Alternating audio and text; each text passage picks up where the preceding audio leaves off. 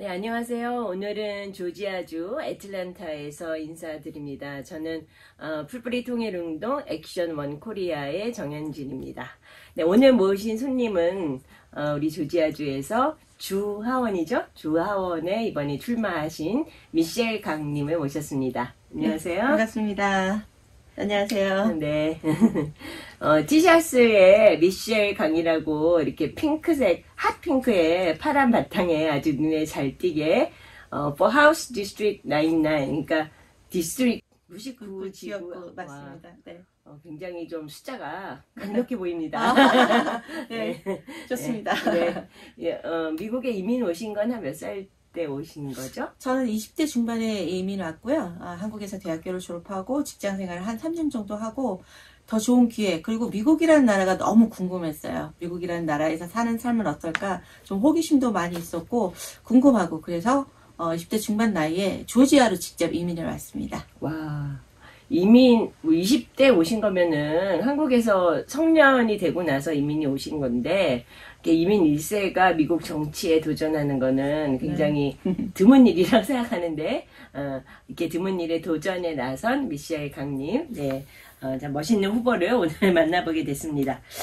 조지아주 하원에 네, 출마했습니다. 네, 출마를 하신 건데, 이번이 처음으로 출마하신 거예요? 맞습니다. 네. 이번에 처음 출마했는데요. 20년에 한인 유권자 디렉터로서 그 연방 상원의원 존 오소프 상원의원을 당선시키기 위한 한인 유권자 디렉터로 일을 했었고요. 그 다음에 2022년에는 제가 한인으로는 최초로 여기에 워낙 상원의원이라고 또 계십니다. 그분의 선거 캠프에서 일을 하면서 아시안들, 또 유색인종들, 또 이민자들을 결집하는 그런 일을 했었어요. 그래서 이 정치계에서 제일 강력하고 또 그 다음에 그 치열한 선거가 사실은 대통령 선거인데, 그 바로 다음에 이제 연방 상원 선거가 그 또 치열한 선거잖아요. 네, 그거를 제가 2020년, 2022년 겪으면서 조지아에서는 또 본선 투표 외에 결선 투표도 있었어요. 그래서 그 치열한 선거 과정을 제가 겪으면서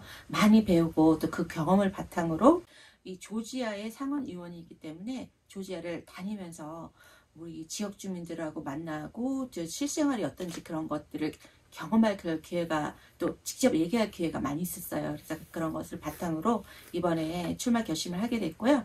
상원 그 캠프에 있으면서 미 정치계의 그 선거 준비 현황을 다 이렇게 몸소 겪으시고 나서 주하원에 도전을 하시는군요.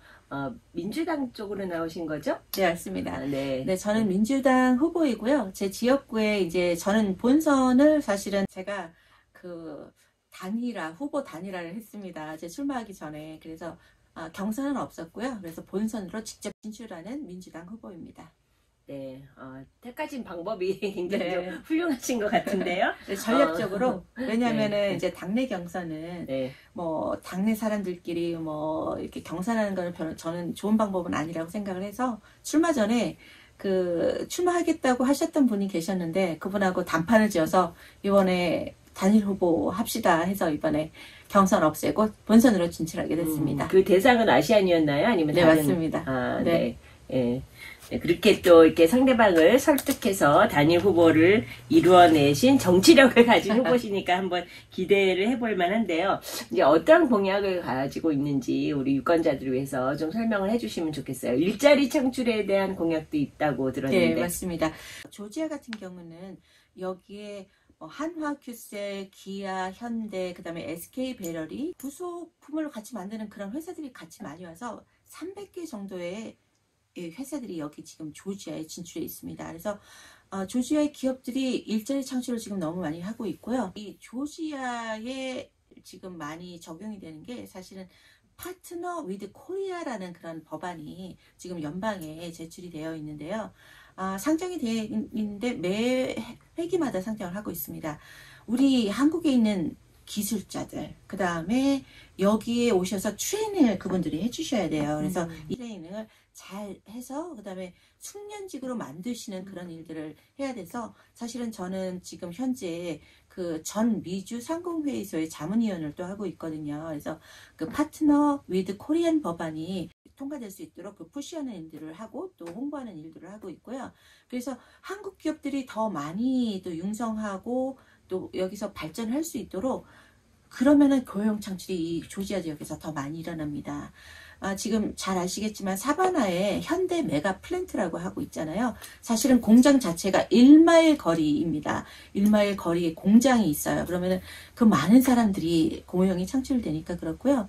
지금 사바나는 뭐 우리가 역사적으로 많이 알고 있는 항구 도시이지만 또 현대 메가 플랜트가 들어섬으로 해서 그 지역 전체가 새로운 이머징 도시로 지금 발전하고 있는 그런 도시입니다. 그래서 한국 기업들이 지금 여기 조지아에 많이 들어와서 뭐 카터스빌이라든지 아니면 아주 몇 년 전에 아주 오래전에 들어왔었죠. SK 배터리가 커머스 지역에 들어와서 커머스라는 지역을 아주 새로운 도시로 만들었어요. 그래서 이런 한국 기업들이 그렇게 역할을 하니까 저는 한국인 일세로서 또 제가 미국에 1992년에 이민을 왔는데 저의 그 백그라운드를 또 여기에 미국 사람들하고 또 비즈니스하고 접목을 시켜서 이 한인 기업들을 통해서 고용을 창출하는 그런 일들을 하려고 하고 있습니다.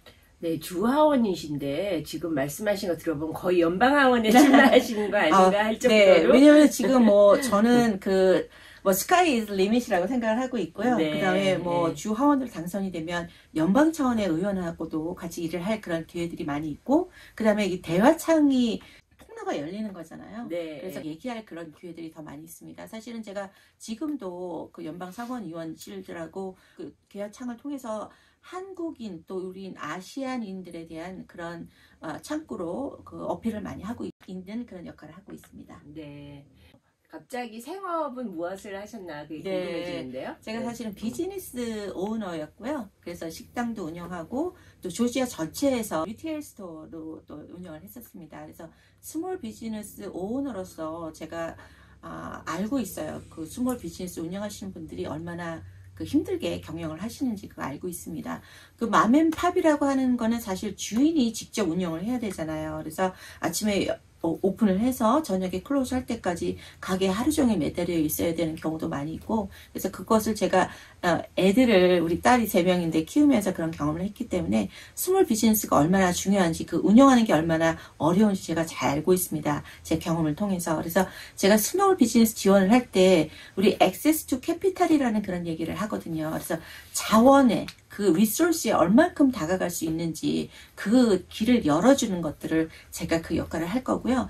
그 다음에 스몰 비즈니스는 사실 우리 한인뿐만이 아니라 이민자들이 많이 종사를 하고 계세요. 제가 오늘 그 보스니안 분 비즈니스 오너하고 같이 오늘 미팅을 했었는데요. 그 유럽에서 오신 분들도 스몰 비즈니스로 지역 그 경제의 발전에 기여를 많이 하고 계시고 우리 아시안들은 또 말할 것도 없습니다. 한국인, 중국인, 또 베트남인들 또 스몰 비즈니스 많이 종사를 하시고요. 또 유색 인종 중에 우리 히스패닉 분들, 그 다음에 우리 아프리칸 아메리칸 분들도 이 스몰 비즈니스에 많이 종사를 하고 계세요.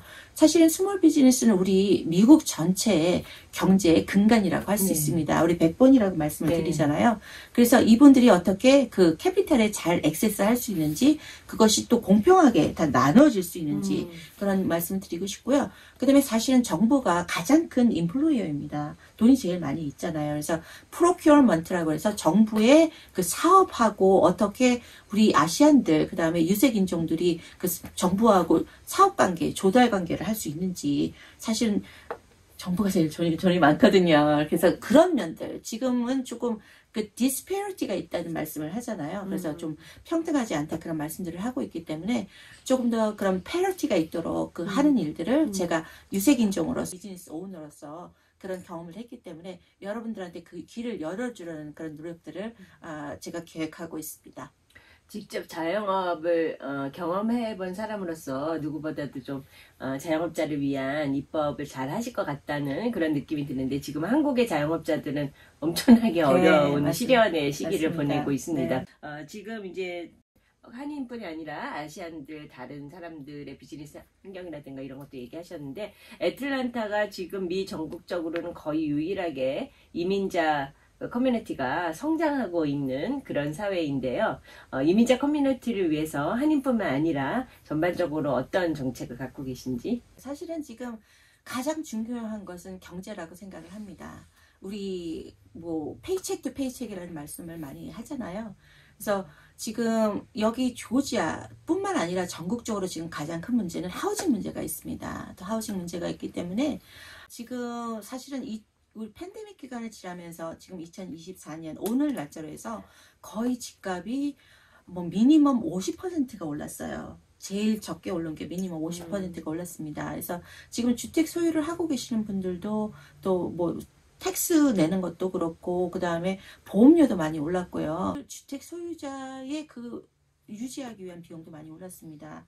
그 다음에 지금 여기 하우징이 너무 많이 올랐기 때문에 집을 새로 사는 게 너무너무 힘들어요. 그래서 아파트 사시는 분들도 많이 계시고 렌트홈에 사시는 분들도 많이 계신데 또 이분들이 만약 뭐 한번 레이오프를 당했다, 또 직업이 좀 이렇게 스테이블하지 않다 그러면은 사실은 이렇게 그 페이첵 투 페이첵 사시는 분들한테는 굉장히 힘든 일이에요. 만약 직업이 끊어지고 그런다면은 아파트세 내는 것도 그렇고 또 렌트홈 내는 것도 그렇고 너무 힘든 일이잖아요. 그래서 주택 소유자뿐만이 아니라 렌트홈에 사시는 분들, 아파트에 사시는 분들한테도 혜택을 돌아갈 수 있도록 우리가 그 캡이라고 하잖아요. 상한선을 정해서 더 이상 몰리지 못하게 하는 거. 그 다음에 조지아 같은 경우에는 사실 그 몇 개의 회사들이 이 독점적으로 이 아파트를 지금 관리하고 있어요. LA도 마찬가지. 네, 그래서 이 사람들이 독점적으로 하면서 계속 아파트 렌트비를 올리고 있습니다. 그래서 지금 만약 그 4인 가족이라면 방 3개의 아파트를 이제 렌트를 해서 사셔야 되잖아요. 그러면은 거의 뭐 2,500불, 3,000불 이래요. 그러면은 그게 사실은 모기지보다 더 비용이 많이 들어가는 거거든요. 페이첵에서 우리 보통 33% 정도가 주거 비용으로 들어가고 나머지는 이제 뭐 그 식비 뭐 여러 가지 비용으로 다 써야 되는데 지금 거의 50% 이상을 주거 비용으로 쓰고 있습니다. 그래서 네. 지금 어려움들이 너무 많아요. 그래서 하우징을 컨트롤하는 게 저의 공약이고요. 네. 그다음에 약간 실제적으로 우리 조지아는 그 출산 휴가가 유급 휴가가 아닙니다. 네, 그리고 그런 휴가 다 있어요. 놀랍네요. 네, 놀랍죠. 그래서 출산 휴가가 유급 휴가가 아니기 때문에 그것을 유급 휴가로 만드는 거. 사실은 공무원분들도 유급 휴가가 아니에요. 그래서 그 문제가 제일 크고요. 그 다음에 또 사실은 우리 집에 아픈 자녀들도 있고 또 노부모님들도 계시잖아요. 그래서 패밀리 리브해서 우리 가족들을 돌보아야 하는 그런 것들도 우리 유급으로 받아야 된다고 그렇게 생각을 하고 있고요. 가족 돌봄 서비스요. 네, 그렇습니다. 그 다음에 우리 뭐 아시겠지만 어린 자녀가 있으신 분들은 그 데이케어 비용이 어마어마하게 높아요. 네. 사실은 내가 월급 타서 데이케어 비용을 거의 다 내는 시기라서 그것도 정부에서 보조를 해야 된다고 그렇게 저희는 믿고 있고요.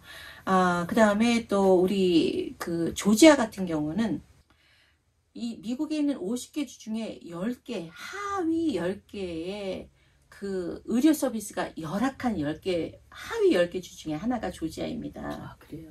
네, 그래서 지금 메디케이드 익스펜션을 하면 그 사실은 메디케이드에 들어가려면 이제 그 파버리 레벨이라는 게 있잖아요. 그래서 그거를 조금 더 높이고 그 다음에 그 가입할 수 있는 그 상한선을 조금 더 높이고 그 다음에 혜택에 있는 금전적인 것도 좀 확대를 해서 그렇게 하면은 더 많은 사람들이 가입을 해서 혜택을 받을 수 있고요. 그 다음에 어린이가 있는 분들은 반드시 또 메디케이드가 있어야죠. 애기 분들이 있는 분들은.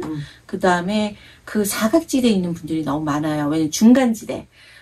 그 인컴이 애매해서 메디케이드가 안 되는데 또 프라이빗한 보험을 들기에는 이 프리미엄이 너무 높잖아요. 막 2,000불씩 3,000불씩 낼 수가 없습니다. 그래서 그 중간 지역에 있는 중산층 그런 분들이 혜택을 받을 수 있도록 조지아에서는 메디케이드가 확대가 돼야 된다고 저희가 믿고 있고요. 그 다음에 여러분들이 그 신문에서 많이 보셨을 겁니다. 여기 조지아의 와인더 지역이라는 곳에서 9월 4일 여기 아팔라치 하이스쿨에서 총기 사고가 있었어요. 14살 어린 학생이 AR-15 그 총기를 반입을 해서 학생들 아주 위협적이었죠. 그래서 그, 네 분이 그 사건이 언제 있었다고요? 9월 4일이에요. 아주 최근이네요. 네, 그래서 그 다음에 이제 음. 선생님 2분, 학생 2분이 이제 그 사고로 목숨을 잃으셨는데, 아, 이 와인더라 지역이 사실 한인 커뮤니티에서 멀지 않아요. 네. 그런데 그 사건 이후로 모방범죄라고 하죠. 예, 그래서 네. 모방범죄가 있어서 총기 사건이 그 학생들 드릴이라고 하잖아요. 우리 옛날에 민방위 훈련하고 네, 뭐 그런 네. 것처럼 그 드릴을 굉장히 자주 합니다. 그러면 정신적으로 굉장히 영향을 받게 돼요. 네, 왜 네. 총기 사건가 언제 일어날지 모른다는 그런 불안감을 가지고 불안감. 학교를 네. 가게 되잖아요. 네. 학교가 더 이상은 안전한 지역이 그렇죠. 아니에요. 네. 그래서 지금 제가 학생들하고 대화를 해보면은 음. 제가 막 학교에 그런 총기 사고가 일어날 수 있다는 그런 가능성을 항상 생각하고 있어요. 그래서 내가 총기 사고가 많이 일어나면 부모님한테, 아빠한테, 엄마한테 사랑한다고 말을 해야지. 동생들, 누나, 오빠한테 그런 얘기를 해야지. 그런 마음을 항상 가지고 있더라고요. 네. 그래서 그런 것들을 가지고 있다는 그 상태라는 게 이게 있어서는 안 되는 일이잖아요. 그렇죠. 학교가 가장 안전한 지역이어야 되는데, 그래서 저희는 지금 그 총기 법안을, 상식적인 총기 법안을 통과시키려고 지금 민주당의 전 의원들이 지금 같이 일을 하고 있습니다. 네. 그래서 사실 조지아에서는 그 허가가 필요 없어요. 그래요? 네, 총기 소유가 허가가 필요 없습니다. 총기 소유가. 네, 그래서 2022년 4월 12일 브라이언 캠프 주지사가 공화당 주지사인데 그 펄밀리스 캐리라고 그거에 사인을 했기 때문에 허가가 필요 없어요. 근데 사실은 운전을 하려고 해도 면허증이 있어야 되잖아요. 네네. 그런 위험한 예. 그 총기를 소유하려면은 사실은 어떤 면허증이 있어서 그 데이터베이스가 좀 쌓여야지 어떤 네. 총기가 일어났을 때 면허증을 가지게 네, 하는 그런 그렇죠. 운동을 그리고 하고 네. 그 유니버설 백그라운드 책이라고 해서 신원조회도 해야 되고 신원조회. 그다음에 네. 레드 플렉 로라고 해서 위험한 사람한테는 총기 소유를 하지 못하게 템퍼러리 하지 못하게 하는 그런 법들이 있습니다. 그래서 상식적인 총기 법안이 조지아에서 통과될 수 있도록 저희가 노력을 하고 있고요. 네. 제가 말씀드리지만 미국은 총기를 기반으로 이제 세워진 나라이기 때문에 사실 서부 시대도 있었고 이거는 미국의 역사잖아요. 네네. 우리가 뭐 수정헌법 2조를 계속 얘기하고 있는데 우리가 총기 소유를 하지 말라는 게 아닙니다. 총기 소유는 미국에서 필요해요. 그렇기 때문에 우리가 responsible 건 오너라 그래서 책임감 있는 총기 소유주, 네. 총기 소유자 그거는 예. 저희가 인정합니다. 네. 총기 소유를 반대하는 게 아니에요. 네. 하지만 책임감 있는 총기 네. 소유를 하라는 그런 네. 얘기고요. 그래서 이 조지아에서 그 상식적인 총기 법안이 그 통과돼야 된다고 그것을 저희가 회기마다 얘기를 하고 있는데 사실은 조지아는 공화당 주지사, 네. 그 다음에 주 상원 하원이 다 공화당이 그 다수당이에요. 예. 그래서 저희가 그 민주당이 통과가 계속 아직 안 되고. 예, 그것을 회기마다 계속 발의를 하지만 상정을 하지만 그것들이 통과가 안 되고 있습니다. 네, 그래서 사실은 이제 여기 조지아에 저희 친척이 살고 있는데 무슨 일을 하고 있니? 그랬더니 한국에서 총기 생산 업체가 여기 수출을 하면은 그 총기를 조립하는 일을 한대요. 그래서 자기는 개인적으로는 총기에 반대하는 사람인데 자기 직업이 그걸 하고 있는 거에 대한 자괴감을 느낀다. 네, 그렇죠. 이런 말을 들었는데 총기 소유 정말 중요하고 정말 맞아요. 총기 소유에 관한 법령이 제대로 발효가 되는지 안 되는지 이것이 앞으로 미국의 국가 운명하고도 네, 맞습니다. 좀 직결되지 않나 네, 맞습니다. 생각하는데요. 네. 또 환경 문제가 굉장히 중요하잖아요. 지금 뭐 트럼프나 해리스나 이쪽이 이제 환경 문제에 대한 태도도 굉장히 다를 것 같은데 환경 문제에 대해서는 어떤 공약이 있으신가요? 네, 일단 환경 문제는 뭐 우리 연방 차원에서 바이든 대통령이 이제 IRA 법안을 통과를 시키셨잖아요. 그래서 사실은 조지아가 지금 전기 자동차의 허브주로 지금 여기에 집중을 하고 있어요. 그것이 그 블루 오션이라고 할 수 있는데 전기 자동차의 생산 기지. 그래서 여기 조지아를 통해서 동남부 또 전국으로 퍼져나갈 수 있도록 그런 일을 하고 있는데 한인 기업체들이 아주 중심적인 역할을 하고 있습니다. 현대하고 기아에서 그렇게 일을 하고 있고요. 그 다음에 조지아 같은 경우는 지금 한화큐셀이 그 전기 패널 있죠. 그것을 생산하는 기업체이잖아요. 그래서 그런 일들을 지금 조지아에서 많이 하고 있기 때문에 저는 그래서 자연을 보호하면서 그 다음에 화석 연료라고 하잖아요. 네. 네, 그것들을 조금 줄이는 그런 것에 저는 그 플레지를 했습니다. 그래서 네. 사실은 이 조지아 컨저베이션 보로라고도 하죠. 우리가 큰 그런 환경 보호를 하는 그런 환경 단체입니다. 그래서 저를 그 인돌스를 해줬어요. 그래서 그 인터뷰도 제가 하고 그래서 그 환경 단체와 같이 일을 하고 있고요. 그다음에 어쨌든 화석 연료보다는 자연 친화적인 풍력도 있고 수력도 있고 또 전기 또 그것도 있고 그래서 그런 일들을 좀 더 해야 된다고 생각을 하고 있고요. 또 제가 말씀드리고 싶은 것은 사실 지금 이 조지아가 인구가 계속 늘어나고 있습니다. 제가 살고 있는 그 귀네 카운티만 보면은요. 지금 100만이 넘었어요. 귀네 카운티. 네. 그래서 이제 몇 년 안에 한 20년 안에 50% 인구가 50%가 늘 거라고 지금 예상을 하고 있습니다. 그러면 이제 조지아 같은 경우는 이제 걸어 다니는 그 도보 지역이 아니잖아요. 다 운전을 하고 다니시는 싱글 드라이버 지역입니다. 그래서 사실은 그 트랜스포테이션이 가장 중요해요. 우리 그 거리에 도로에 있는 그 차량의 개수를 좀 줄이는 것 자체가 네. 사실은 그 환경하고 관련이 있는 거잖아요. 네, 가능하면 한 사람이 아니고요. 그렇죠. 네, 그래서 카풀을 한다든지 네네네. 이런 그래서 식으로. 사실은 이제 공공 그 교통망이라고 할까요? 그래서 그런 거를 좀 확대하는 그런 것에 저는 동의를 하고 있고요. 하드레일이라서 뭐 어떤 기차나 뭐 이런 아주 큰 공사를 해야 되는 그런 게 아니라 버스.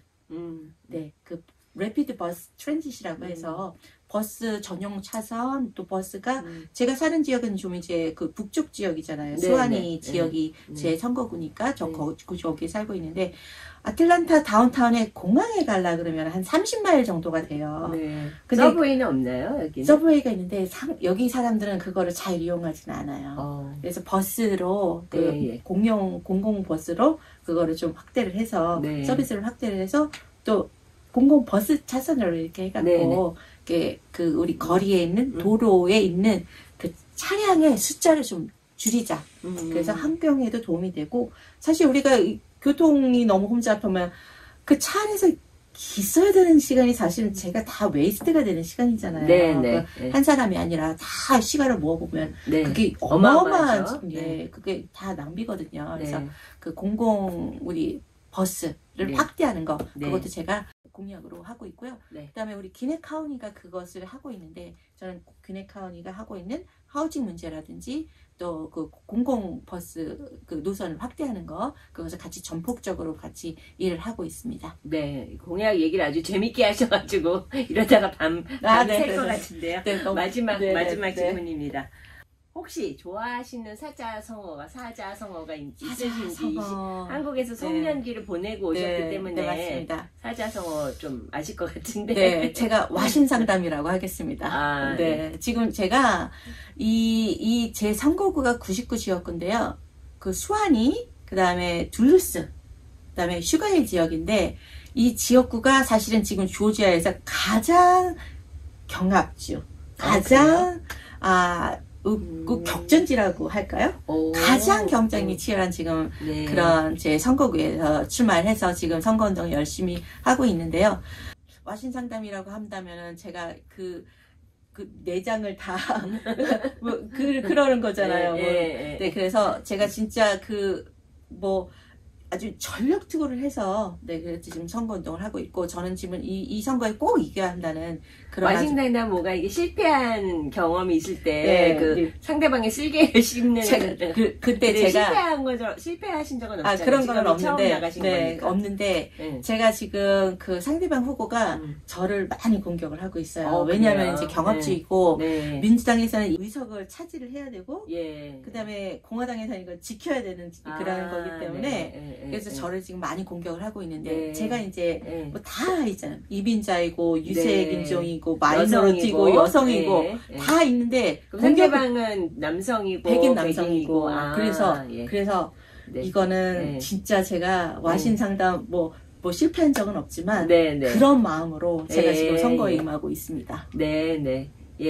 그 백인 남성 기득권인데 그 기득권을 이제 깨기 위해서 도전을 하시는 우리 미셸 강포님을 힘차게 응원하면서 감사합니다. 딱 30초만 마지막으로 시청자들을 위해서 말씀해 주시죠. 제 지역구에 사시는 한인 여러분, 요즘 여러 가지 광고가 많이 있습니다. 또 저에 대한 흑색선전, 또 인신공격의 광고가 많이 있는 거 알고 있는데요. 그 거짓말입니다. 그 거짓말이고, 제가 이 한인 사회에서 살면서 가장 믿을 수 있고 가장 정직하고 가장 신뢰받을 수 있는 그런 한인으로서, 한인 리더로서 여러분한테 그 평판을 받아왔습니다. 그러니까 지금 거짓말에 속지 마시고요. 그것은 뭐 텍스가 있다, 뭐 여러 가지 뭐 법률 문제가 걸려 있다 그러는데 저하고는 아무 상관이 없는 일이니까 속지 마시고, 그리고 꾸준하게 저를 지원해 주시고요. 제가 한인으로서 하원 의원으로 당선되면 우리 한인을 위해서 할 일이 너무나 많이 있습니다. 그래서 여러분 가까이에서 같은 언어로 여러분을 위해서 일하는 그런 주 하원 의원이 되겠습니다. 10월 15일 다음 주 화요일 날, 오늘 이제 토요일인데요. 다음 주 화요일 날 조기투표가 시작되니까요. 조기투표 빨리 하시고, 그 다음에 주위에 계신 친구분, 또 친척분들, 수완이에 사시고 둘루스에 사시고 또 슈가힐에 사시는 분들, 미셸강 후보를 위해서 꼭 투표해 주라고 말씀해 주십시오. 여러분들의 주 하원이 되어서 여러분을 위해서 일하는 주 하원으로 여러분들 위해서 열심히 노력하겠습니다. 감사합니다. 네, 주 하원에 도전하시는 우리 미셸 강 후보 연방까지 계속 이어지기를 바라겠습니다. 네, 오늘 감사합니다. 네, 감사합니다.